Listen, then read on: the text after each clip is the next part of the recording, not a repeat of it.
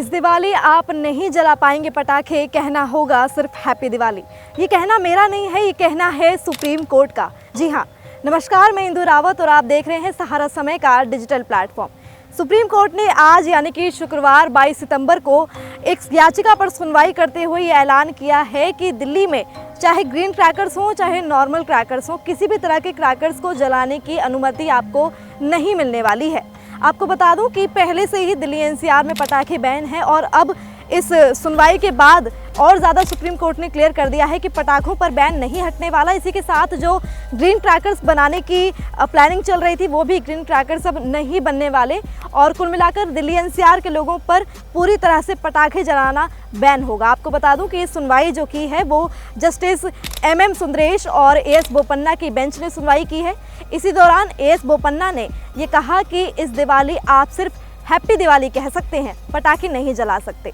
आपको बता दूं कि सुप्रीम कोर्ट ने इसी के साथ ये भी कहा कि 2018 से पटाखे जो हैं बैन है दिल्ली एनसीआर में और बाकी जगहों पर, उन चीज़ों का प्रॉपर तरीके से फॉलो किया जाए, यानी कि जहाँ पर भी पटाखे बैन है वहाँ पर बैन ही रहने चाहिए पटाखे और जो भी अधिकारी वहाँ पर होंगे उन राज्यों में वो विधिवत तरीके से इन चीज़ों को फॉलो करें, रूल्स लागू करें। और अगर बात की जाए दिल्ली एनसीआर की तो वहाँ पर ग्रीन पटाखे आप नहीं जला पाएंगे, लेकिन दिल्ली एनसीआर के अलावा जो बाकी राज्य हैं जहाँ पर पटाखे बैन नहीं है वहाँ पर आप ग्रीन पटाखे जो हैं वो यूज़ कर सकते हैं।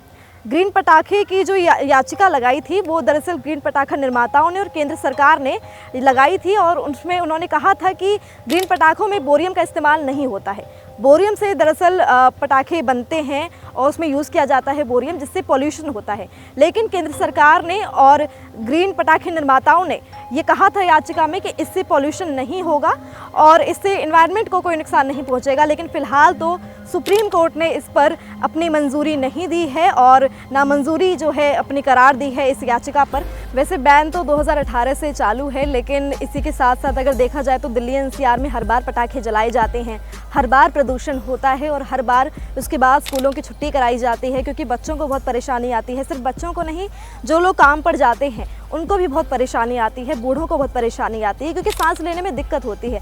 दिल्ली में ऑलरेडी पॉल्यूशन बहुत ज़्यादा है और इसके बाद जब लोग दिवाली पर पटाखे जलाते हैं तो उसके बाद और ज़्यादा पॉल्यूशन बढ़ जाता है। इसी को देखते हुए सुप्रीम कोर्ट ने बैन लगाया था जो कि कंटिन्यू अभी भी जारी है।